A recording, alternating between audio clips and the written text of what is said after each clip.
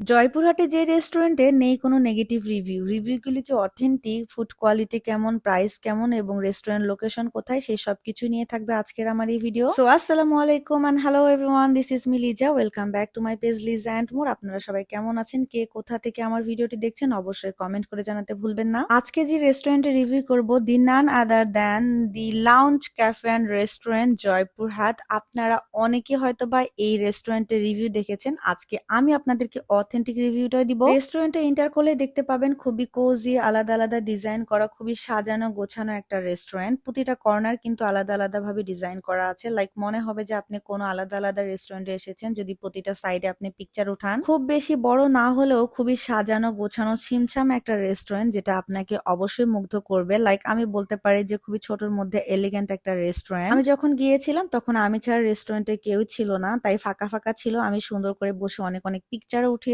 যেগুলো আপনারা অলরেডি আমার পেজে আর আমার আইডিতে দেখে ফেলেছেন। আর অনেক অনেক ইনকোয়ারি এসেছে, restaurant location please, restaurant location please. তো চলে এসেছি সেই লোকেশন এবং ডিটেলস জানানোর জন্য। এটা হচ্ছে ওনাদের ফুড মেনু, পজ করে দেখে নিতে পারেন। আমি নিয়েছিলাম fish finger, soup, pizza and একটা ড্রিঙ্কস। শুধু রেস্টুরেন্ট দেখতে সুন্দর হলেই হবে না, ফুড কোয়ালিটি অবশ্যই ভালো হতে হবে, সেটা আপনাদের সাথে শেয়ার করব আসলে ওদের ফুড কোয়ালিটি কেমন। বাই দ্য ওয়ে, যারা আমার ভিডিওগুলো দেখেন, আমার ভিডিওগুলো পছন্দ করেন, তারা কিন্তু অবশ্যই আমার পেজটাতে ফলো দিতে ভুলবেন না। আপনারা অনেকেই আমার ভিডিও দেখেন কিন্তু পেজ ফলো করতে ভুলে যান। তাছাড়া আমার কিন্তু একটা ইউটিউব চ্যানেলও আছে, লিজা অ্যান্ড মোর নামে সার্চ দিলে পেয়ে যাবেন। অবশ্যই আপনারা সাবস্ক্রাইব করতে কিন্তু ভুলবেন না। অ্যান্ড ফাইনালি আমার ফুড চলে এসেছে। প্রথমে ফিশ ফিঙ্গারটা ওনারা সার্ভ করেছে, যেটা দেখতে অসম্ভব সুন্দর। আপনারা ক্যামেরাতে দেখেই বুঝতে পারছেন, আমার আসলে আলাদা করে বলার কিছু নেই। তবে শুধু দেখতে সুন্দর হলে তো হবে না, খেতেও মজাদার হতে হবে, তাই না? তো চলেন ট্রাই করে দেখি। ওনারা tomato sauce and cream sauce টাইপের একটা দিয়েছিল, যেটা দিয়ে আমি ট্রাই করে দেখেছিলাম, অসম্ভব মজা লেগেছে আমার কাছে। তবে চিকেন আইটেম গুলো তো অলওয়েজ ট্রাই করা হয়, বাট এই ফিশ ফিঙ্গারটা আসলে মজাদার ছিল। আপনারা যদি ওখানে যান মাস্ট এটা ট্রাই করবেন। আর এই ফিশ ফিঙ্গারের প্রাইস ছিল 250 টাকা, 6 পিস দিয়েছিল।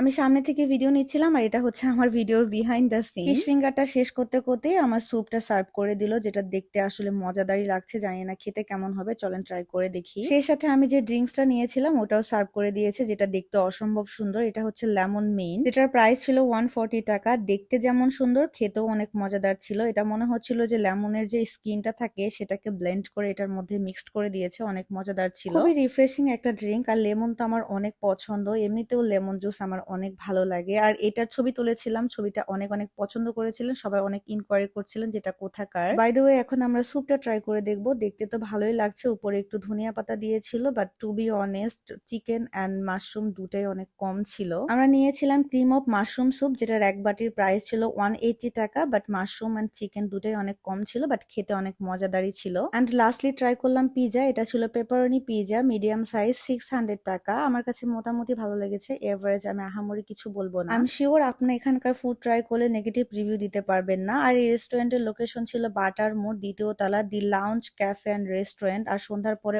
অনেক অনেক মানুষ ছিল রেস্টুরেন্টে। আপনারা যারা রেস্টুরেন্টে ফুড ট্রাই করেছেন, এখানকার ফুড কেমন লাগে অবশ্যই কমেন্ট করে জানাতে ভুলবেন না। দেখা হবে নতুন ভিডিওতে, ততদিন পর্যন্ত ভালো থাকবেন। আল্লাহ হাফেজ।